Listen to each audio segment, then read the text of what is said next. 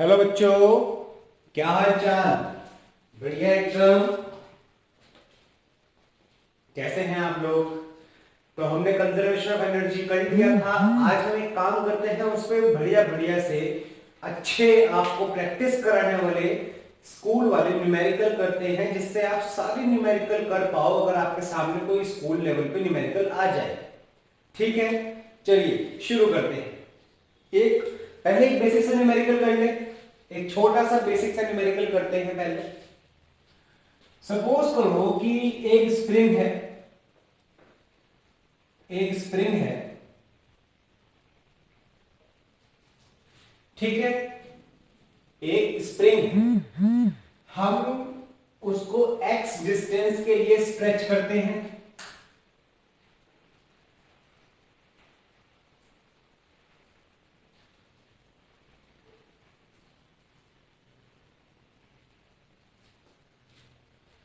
तो क्वेश्चन में यह बोला गया है कि potential energy to stretch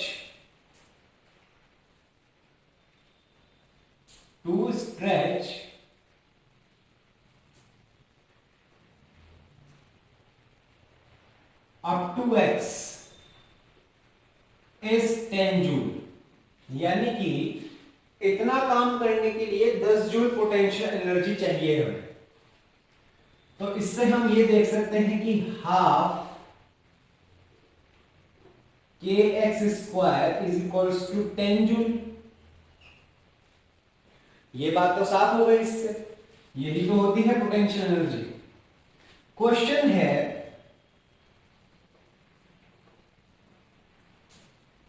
energy required to stretch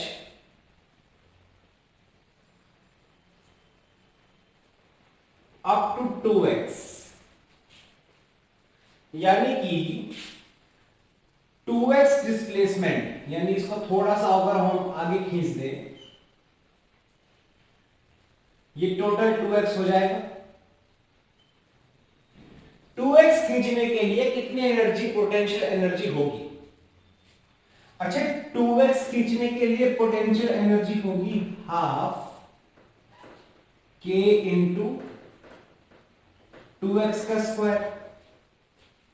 ठीक है, जरा इसको सॉल्व करो। कितना आ रहा है, हाफ के इंटू 4x स्क्वायर। तो मैं इसको ऐसे लिख दूं, 4 into half k x square लिख सकता हूं। और हाफ के एक्स स्क्वायर क्या है, 10 जूल। तो मैं इसको लिख सकता हूं 4 इंटू 10 जूल। तो टोटल एनर्जी रिक्वायरमेंट क्या हो गई, 40 जूल। यही होगा, यही होगा ना। ठीक है, नोट कर लो इसको।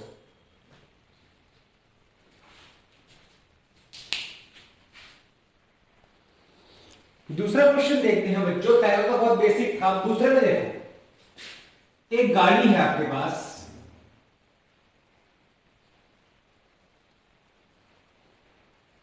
ठीक है। इसका मास है 1000 kg, ठीक है। और इसकी स्पीड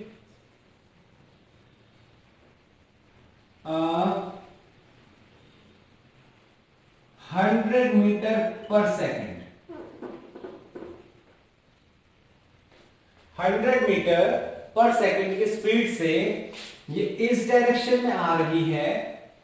और क्वेश्चन में उसने ये बोला है कि हमें एक ऑटोमोबाइल कंपनी है। अब पूरा क्वेश्चन की थ्योरी में लिख नहीं सकता, मैं आपको बताता हूं। एक ऑटोमोबाइल कंपनी है,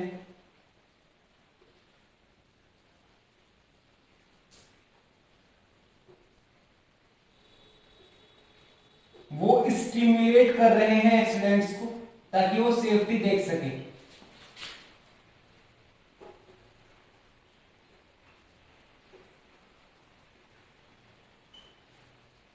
for safety test.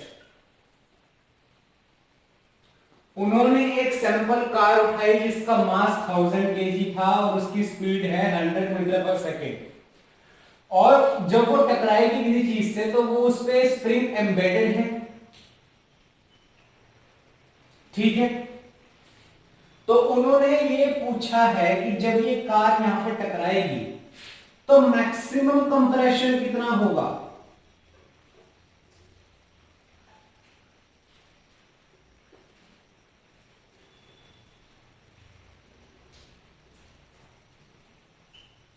Maximum compression कितना होगा, कर सकते हैं क्वेश्चन को, ट्राई करिए क्वेश्चन, इस कर सकते हैं क्वेश्चन। अच्छा, स्प्रिंग कांस्टेंट भी था कुछ, एक सेकंड बताता हूं।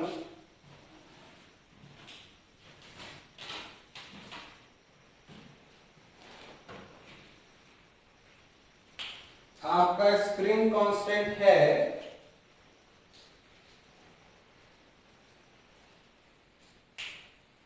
6.25 इंटू 10 की पावर 3 न्यूटन पर मीटर।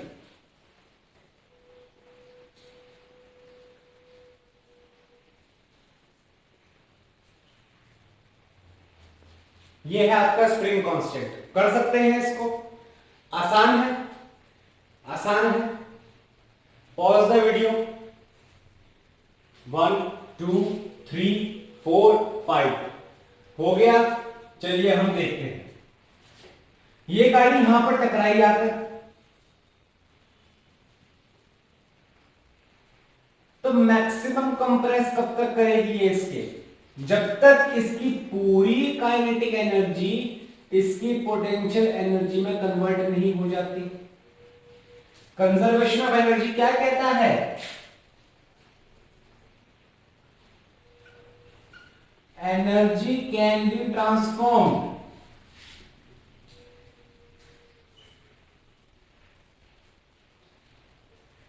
एंड ट्रांसफर्ड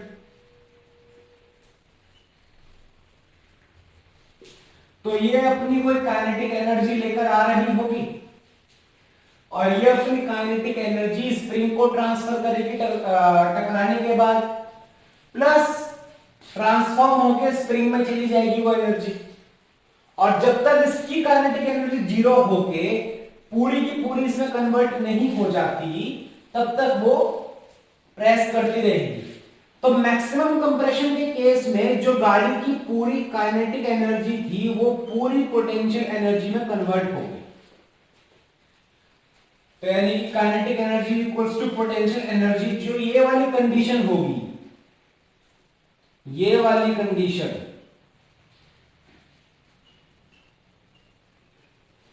इस पे मैक्सिमम कंप्रेशन होगा।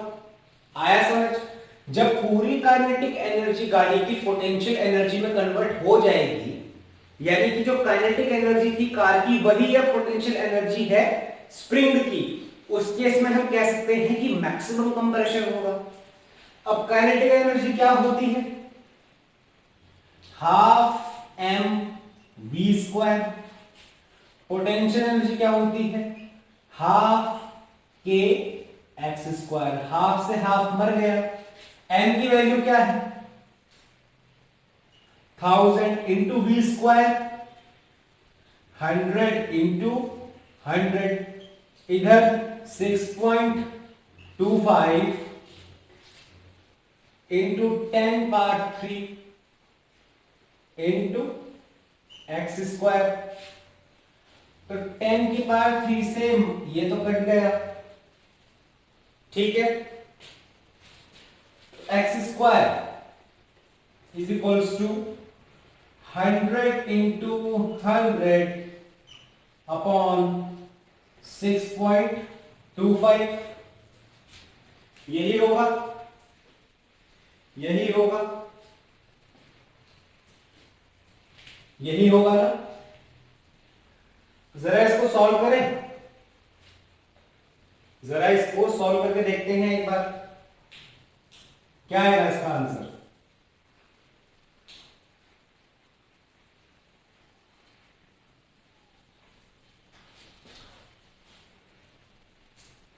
100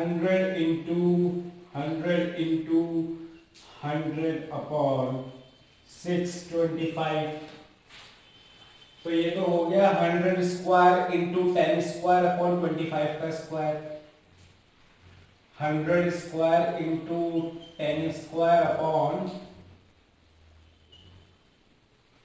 25 का स्क्वायर, ये हो गया हमारा एक्स स्क्वायर। तो एक्स आ गया हमारा 100 इंटू 10 अपॉन 25, तो ये आ गया आपका 40 मीटर्स। आंसर आया आपका 40 मीटर्स, आंसर आया आपका 40 मीटर्स। यानी कि जो मैक्सिमम कंप्रेशन होगा इस डायरेक्शन में, सपोज करो यहां तक ये कंप्रेस होके यहां तक आ गया, तो ये जो कंप्रेशन का डिस्टेंस है ये 40 मीटर्स होगा, 40 मीटर्स। बढ़िया क्वेश्चन था, समझ आया, नोट कर लो इसको।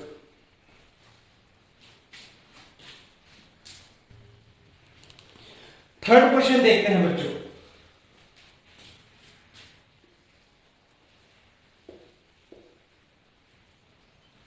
एक ब्लॉक है जिसका मास है 0.04 kg, स्ट्रिंग की मदद से, मासलेस स्ट्रिंग की मदद से टंगा हुआ है, स्ट्रिंग का कोई मास नहीं है, एज्यूम कर लो। एक बुलेट है 0.02 kg जो आई 70 मीटर पर सेकंड से, और आके इस पे स्ट्राइक किया, और फिर इसके अंदर ही एम्बेडेड होकर इसको अपने साथ यहां से h हाइट पर ले गई। जो बुलेट थी जब इससे टकराई तो ब्लॉक के रेस्पेक्ट में वो रेस्ट पे हो गई, और दोनों साथ में मिलके h हाइट ऊपर तक चले गए, h हाइट ऊपर तक चले गए।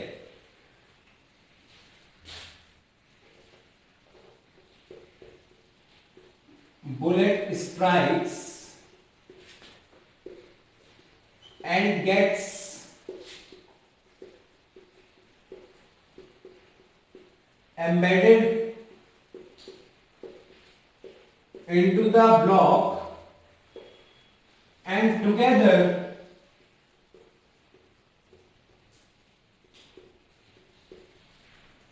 they rise up to height h. Together they rise up to height h. ठीक है, together they rise up to height h. Now find value of h. Question में पूछा है कि h की वैल्यू क्या होगी। देखो सिंपल सा फंडा है, कुछ नहीं लग रहा है इसमें, आसपास कोई एक्सटर्नल फोर्स नहीं है, कोई कुछ नहीं है, इसमें कुछ भी नहीं है, तो कंजर्वेशन ऑफ एनर्जी लग जाएगा, कंजर्वेशन ऑफ एनर्जी लग जाएगा, इजीली लग जाएगा conservation of energy. Kinetic energy initial plus potential energy initial is equals to kinetic energy final plus potential energy final. ठीक है, काइनेटिक एनर्जी फाइनल और पोटेंशियल एनर्जी फाइनल। जरा काइनेटिक एनर्जी बताओ bullet की कितनी होगी? हाफ इंटू 0.02 इंटू 70 का square plus kinetic energy block की 0, पोटेंशियल एनर्जी बुलेट की 0, पोटेंशियल एनर्जी ब्लॉक की 0। अब काइनेटिक एनर्जी h हाइट पर पहुंचने के बाद दोनों की 0, पोटेंशियल एनर्जी दोनों का मास ऐड हो जाएगा क्योंकि दोनों एम्बेडेड है, into g into h, into g into h, यही होगा। तो 0.01 इंटू 70 का square is equals to 0.06 into g into h. तो इस केस में हाइट आएगी आपकी 0.01 into 70 square upon 0.06 into g. तो ये बैठा आपका 70 स्क्वायर अपॉन 6g। तो हाइट क्या आएगी बच्चों, कैलकुलेट कर लो, मैं बता दूं। ये हाइट आपकी आ रही है 2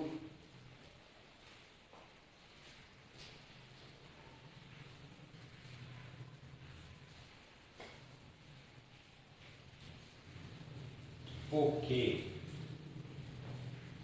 यहां एक गलती मुझसे हो गई, ये 0.04 नहीं, ये सिर्फ 0.4 था, माय मिस्टेक, सिर्फ 0.4 था। और कहीं है तो ये हो जाएगा आपका 0.42। ठीक है,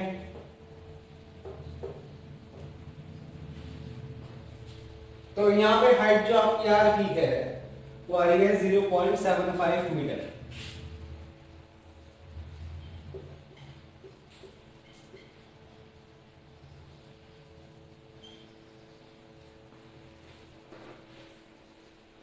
जीरो पॉइंट 75 मीटर यही होगी।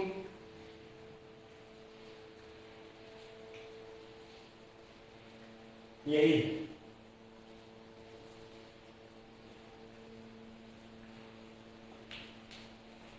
ठीक है, ठीक है, यही नोट कर लो, कर लिया नोट, नोट कर लो। एक लास्ट क्वेश्चन देखते हैं बच्चों आज का। एक स्ट्रिंग है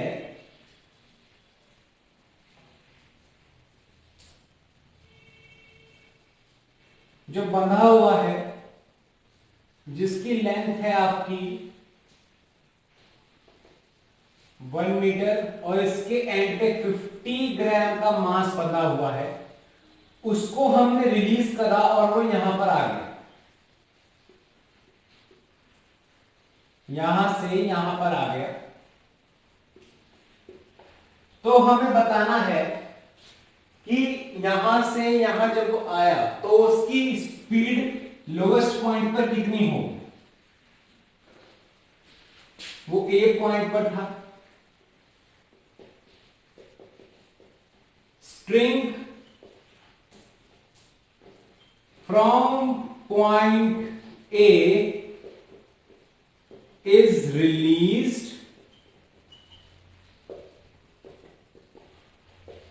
find out speed at lowest point B।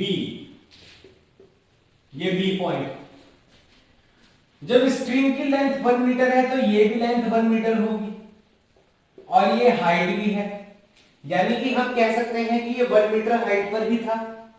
Again जो हमने प्रीवियस क्वेश्चंस में लॉजिक लगाया था कि यहां पे जो पोटेंशियल एनर्जी होगी वो इस यहां तक आते आते कंप्लीटली कन्वर्ट हो जाएगी काइनेटिक एनर्जी में।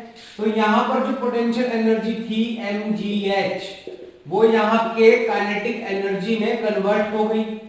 अब ये m से m तो मर जाएगा, तो v स्क्वायर की वैल्यू क्या आ गई 2gh। तो v की वैल्यू क्या आ गई √2gh, √2gh। आसान क्वेश्चन था, बहुत आसान क्वेश्चन था ये।